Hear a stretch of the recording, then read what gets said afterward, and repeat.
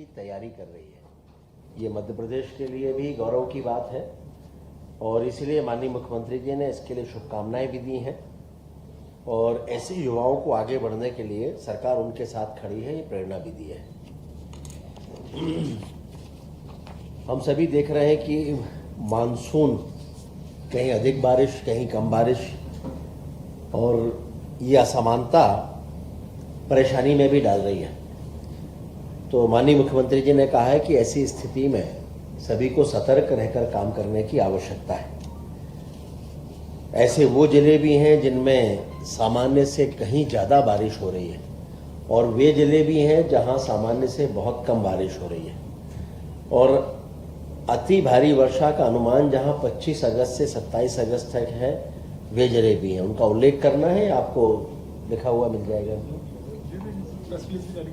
तो ये लिस्ट में, क्योंकि पूरा आप कहें तो मैं पढ़ दूं जिले। अच्छा, जहां सामान्य से अधिक बारिश हो गई है वो है मऊगंज, बुरहानपुर, सिंगरौली, सतना, भिंड, शहडोल, अनूपपुर, सीधी, उमरिया, खरगोन, भोपाल, निवाड़ी, राजगढ़, गुना, डिंडोरी और ग्वालियर। और जहां बहुत कम बारिश हुई है वो है अलीराजपुर, धार, रतलाम, नर्मदापुरम, मुरैना, झाबुआ, बैतूल, शाजापुर, हरदा और सागर। और जहां 25 से 27 अगस्त के बीच में भारी वर्षा का अनुमान है वो है नर्मदापुरम, जबलपुर, नरसिंहपुर, मंडला, दमोह, सागर, बैतूल, हरदा, छिंदवाड़ा और पांडुरना।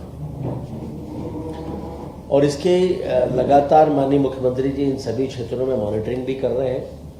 वे स्वयं परसों रीवा भी गए थे जहां भारी वर्षा हुई है और उन्होंने वहां पर रीवा संभाग, जबलपुर संभाग दोनों की वहां पर राहत कार्यों की समीक्षा भी की है। उन्होंने ये भी कहा है कि जहां पर अधिक बारिश हो रही है वहां पर राहत और बचाव के कार्य भी युद्ध स्तर पर चलना चाहिए। अधिकारियों को ऐसे निर्देश भी दिए हैं।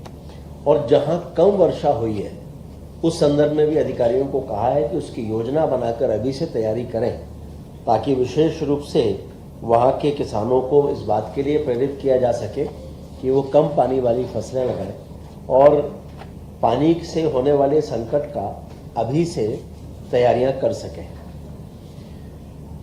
अभी नीति आयोग ने जो विकसित भारत में कौशल विकास पर रिपोर्ट जारी की है तो माननीय मुख्यमंत्री जी ने यह भी कहा है कि इस लेटेस्ट रिपोर्ट पर ही हमें काम करना है। इस रिपोर्ट में युवाओं को 5 भागों में बांटा गया है।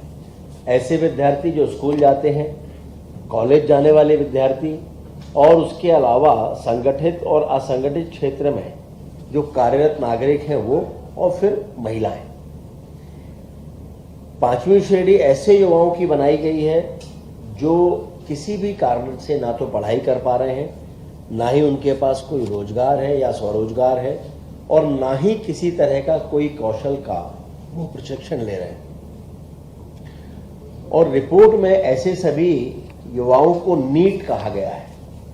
नीट का अर्थ यहां पर है not in education, employment and training.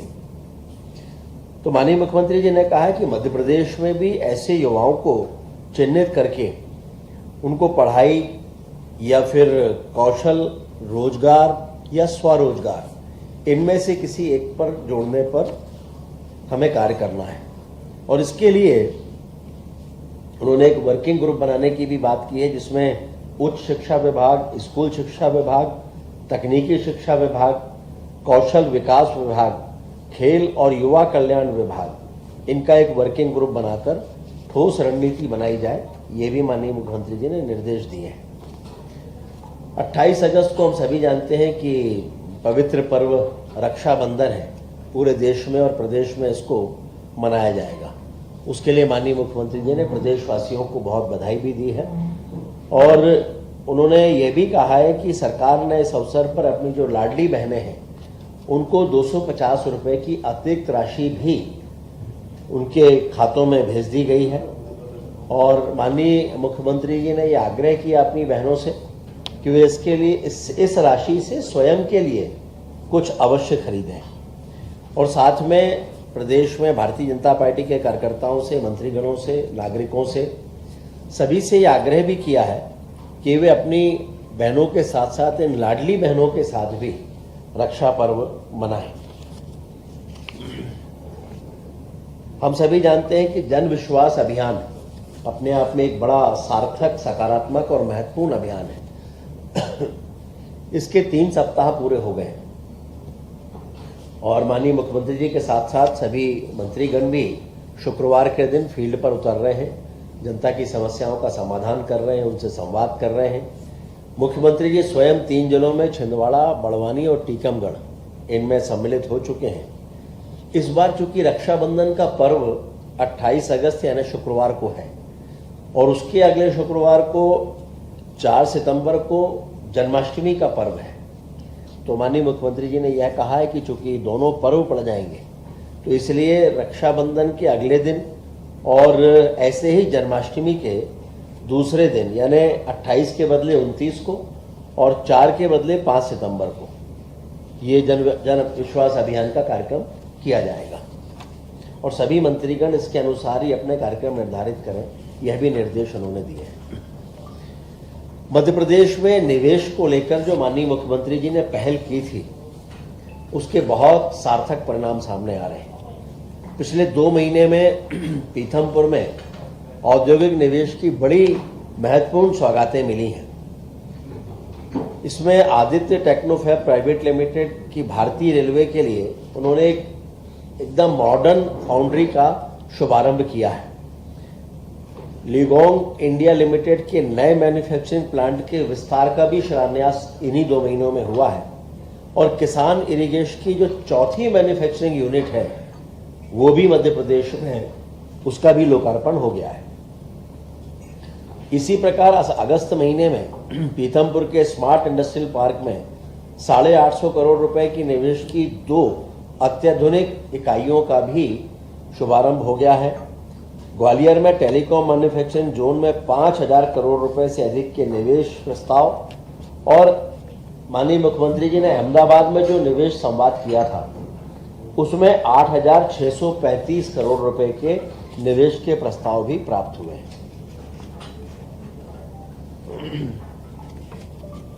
किसानों के हित में जो निर्णय लिए गए हैं उन पर भी आज चर्चा हुई है।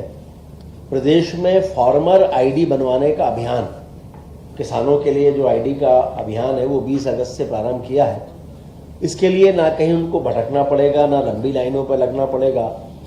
सरकार के द्वारा गठित जो शासकीय दल है वे स्वयं किसानों के पास जाएंगे और उनकी फार्मर आईडी बनाएंगे। माननीय मुख्यमंत्री जी ने प्रदेश के सभी किसानों से आग्रह किया है कि जिनने भी अपनी फार्मर आईडी नहीं बनवाई है वे सभी अपनी अपनी आईडी इस दल के माध्यम से जरूर बनाएं। और जो किसानों से सुझाव लगातार मिल रहे हैं उसमें खाद्य वितरण की ई विकास प्रणाली को भी अधिक सरल और किसान हितैषी बनाया गया है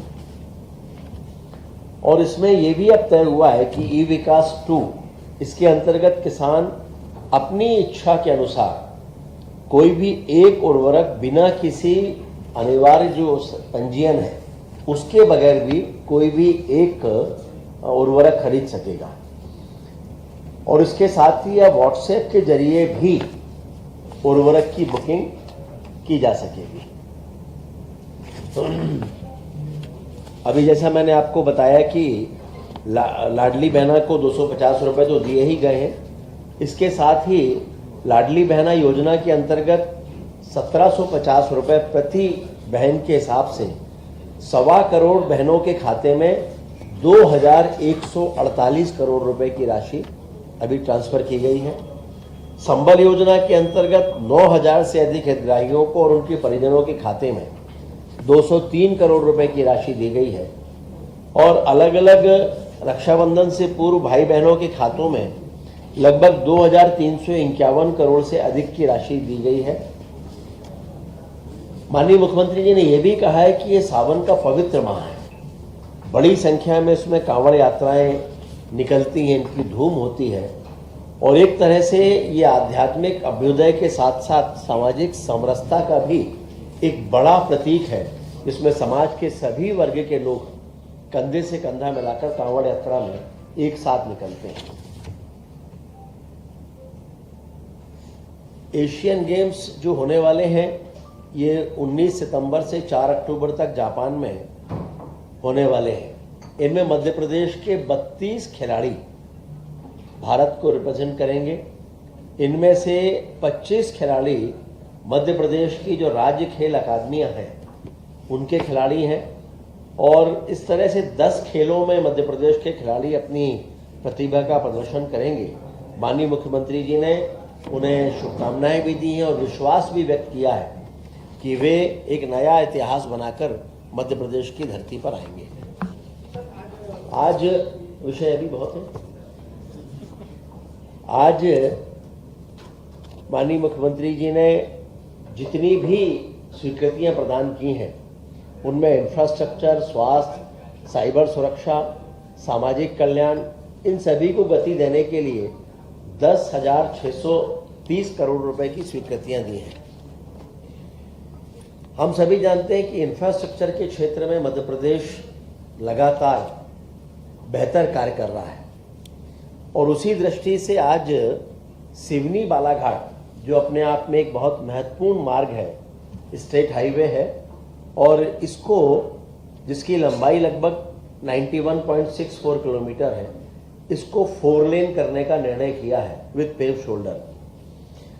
और इसका जो 6 किलोमीटर है वो फॉरेस्ट का एरिया है, और टाइगर टूरिज्म कॉरिडोर जिसका पहले ही मध्य प्रदेश की धरती पर ही डिक्लेयर हुआ है, उस दृष्टि से भी इसका कुछ भाग जो है वो काफ़ी महत्वपूर्ण है पर्यटन की दृष्टि से भी। अब सिवनी से बालाघाट की दूरी लगभग 2 घंटे से घटकर 1 घंटे होने वाली है, और इसका निर्माण हाइब्रिड एन्युटी मॉडल पर होगा। इसकी लागत होगी 3,458 करोड़ रुपए। इसका निर्माण, संधारण और कंसेशन की अवधि होगी लगभग 17 वर्ष। इसमें बाकी चीजें भी हैं कि लगभग 40% राशि परियोजना निर्माण की, ये लगभग 700 करोड़ रुपए 10 किस्तों में भुगतान की जाने वाली है, और शेष 60% राशि लगभग 2250 करोड़ रुपए का भुगतान 15 वर्ष में राज्य बजट के माध्यम से होगा। इस पर वित्त विभाग की स्वीकृति हो चुकी है। इसके साथ ही हाइब्रिड एन्युटी मॉडल पर चूंकि काफी सड़कों को लिया जाना है, मध्य प्रदेश में आने वाले कुछ समय में सड़कें एक अलग तरीके से दिखाई देने वाली हैं। हम ये कह सकते हैं कि 4 लेन और अच्छी सड़कों का जाल मध्य प्रदेश में बिछने वाला है। अभी 12 नई सड़कों का निर्माण हाइब्रिड एन्युटी मॉडल पर होना है। इसमें भी वैसा ही 40% व्यय के रूप में और 60% एन्युटी के रूप में भुगतान होगा, और इन सड़कों में इनके लिए भी चूंकि नाबार्ड के माध्यम से 4,600 करोड़ रुपए का ऋण लेने का प्रस्ताव है, तो इसमें इन सड़कों के लिए एमपीआरडीसी को इसको हस्तांतरित करने का आज प्रस्ताव भी मध्य प्रदेश की कैबिनेट में पारित किया है। इसके अलावा कुछ विभागीय कार्रवाइयां हैं जिनमें कुछ फर्जी भुगतान के मामले थे, उसमें कुछ अधिकारियों के खिलाफ स्वीकृति हुई है। ये भी हमें स्मरण में ही है कि उज्जैन में जो लोक स्वास्थ्य और चिकित्सा शिक्षा विभाग के द्वारा धन्वंतरी विश्वविद्यालय स्थापित किया जा रहा है, उसमें पदों के सृजन की स्वीकृति भी आज प्रदान की गई है। एक और महत्वपूर्ण निर्णय हुआ है, पिछले दिनों मध्य प्रदेश सरकार ने जमीन अधिग्रहण जहां भी सरकार करती है तो मुआवजा 2 गुना मिला करता था, जिसको 4 गुना किया गया था। अब ये तय किया है कि आपसी सहमति से, आपसी सहमति का मतलब होता है अभी एक प्रक्रिया होती है और उसमें सरकार जमीन का अधिग्रहण करती है जिसमें काफी समय लगता है। अगर किसान या जिसकी जमीन है वो तैयार है तो सरकार इस 4 गुने दर पर उससे जमीन का क्रय कर ले और उसको 4 गुने का भुगतान करे, ताकि इसमें समय भी काफी बचेगा। और चूंकि अभी तक 4 गुने में आपसी सहमति वाला प्रावधान नहीं था, इसलिए उसको मंत्री परिषद में लाना आवश्यक था, तो उसको भी आज स्वीकृति प्रदान की गई है। इसके साथ ही जो आवासीय आयुक्त मध्य प्रदेश भवन दिल्ली में है, उसकी जो कुल मिलाकर वो विभिन्न राजस्व व्यय होते हैं, उनकी निरंतरता के लिए भी स्वीकृति दी गई है। अभी तक आर्थिक अपराध प्रकोष्ठ के द्वारा 2024 के पहले विभिन्न 1860 की भारतीय दंड संहिता 1860 की जो विभिन्न धाराएं हैं, उसके अंतर्गत ही अपराध पंजीबद्ध होते थे। चूंकि 1 जुलाई 2024 से भारतीय न्याय संहिता जो नई लागू हुई है, उसके बाद आवश्यक था कि पुरानी धाराओं में परिवर्तन किया जाए और उनको परिवर्तित करके आर्थिक अपराध ब्यूरो को भी उसके लिए अधिकृत करने का आज निर्णय हुआ है। विज्ञान और प्रौद्योगिकी विभाग में भी निरंतरता के लिए राज्य computer security incident response operation centre की स्थापना है। उसमें भी 80 करोड़ रुपए की राशि की स्वीकृति प्रदान की गई है। 13 पदों को समर्पित करते हुए 25 नए पदों का सृजन करने का भी प्रस्ताव को आज स्वीकृति दी गई है। सामाजिक न्याय और दिव्यांगजन सशक्तिकरण विभाग की 19 योजनाओं के दिव्यांग कल्याण की 1740 करोड़ रुपए की योजनाओं को भी निरंतरता की स्वीकृति दी गई है। जल संसाधन विभाग में न्यायालय के आदेश का पालन करते हुए श्री चंद्रिका प्रसाद मिश्रा को भी नियुक्ति प्रदान की गई है।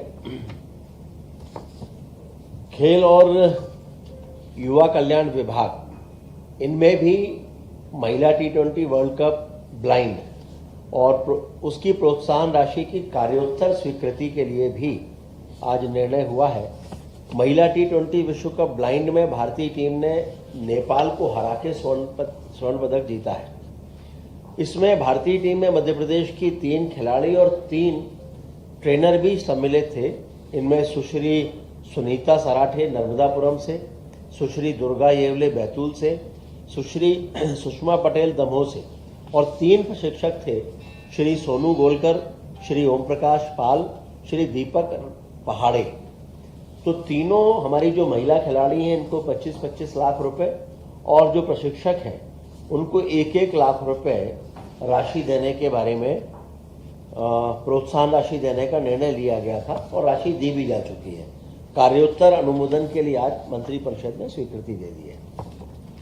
इसके अलावा मुख्य सचिव कार्यालय ने भी प्रतिवेदन प्रस्तुत किया है कि 1 जनवरी 24 से 31 जुलाई 24 तक कुल जितने निर्णय कैबिनेट में लिए गए, उनकी वस्तु स्थिति क्या है। 90% से अधिक निर्णयों का पालन भी हो चुका है, उसकी भी जानकारी दी गई है। पशुपालन और डेयरी विभाग में भी कुल मिलाकर 2,973 करोड़ रुपए की विकास योजनाओं के संदर्भ में स्वीकृति प्रदान की गई है। तो ये आज के वो काम थे जो 12 सड़कें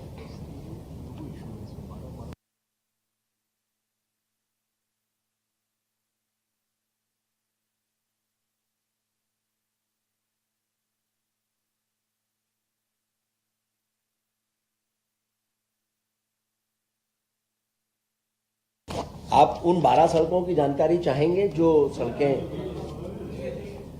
इसमें भोपाल विदिशा मार्ग है जिसकी लंबाई है लगभग 44.83 किलोमीटर और इसकी लागत है 1,792 करोड़ रुपए। फिर खलघाट मनावर मांगोद मार्ग है, इसकी लंबाई लगभग 93.11 किलोमीटर है, लागत है 3,316 करोड़। फिर मंदसौर सीतामऊ में, ये राजस्थान सीमा से लगा हुआ है, सीतामऊ बसई सुवासरा लगभग 82 किलोमीटर, राशि लगभग 2,719 करोड़ रुपए। फिर इसके साथ साथ पूर्वी भोपाल बाईपास 4 लेन मार्ग को 6 लेन में विथ पेव शोल्डर इसको करना और उसके साथ साथ सर्विस यानी 12+PS रोड का निर्माण का भी प्रावधान जिसमें है। ये लगभग 51.86 किलोमीटर है जिसकी लागत है 4,031 करोड़ रुपए। फिर है नीमच मनासा रामपुरा झालावाड़ मार्ग NH-7, इसको भी वैसे ही 4 लेन विद पेव शोल्डर करने का प्रावधान है। 95.85 किलोमीटर और राशि है 5,055 करोड़ रुपए। इसी तरह से इंदौर देपालपुर मार्ग है, चापड़ा देवरी से देवास तक है, दिनारा दतिया सेवड़ा मार्ग है, आगर सारंगपुर मार्ग है, सोयत माचलपुर जीरापुर मार्ग है, राहतगढ़ खुरई से खेमलासा मार्ग है, सुंदरा सिंहपुर कोठी बिरसिंहपुर सेमरिया गोहदा सिरमौर ये भी एक मार्ग है। इस तरह से ये 12 सड़कें हैं जिनको हेम के अंतर्गत स्वीकृति मिली है। 22 सड़कों के बारे में इनको जिसकी जानकारी ये है कि इनको एमपीआरडी, जिसके बारे में मैंने अभी आपको बताया कि वो 22 सड़कें ऐसी हैं कि जो एमपीआरडीसी को हस्तांतरित की जा रही हैं भविष्य की योजनाओं के संदर्भ में। तो इस तरह से विषय हमारा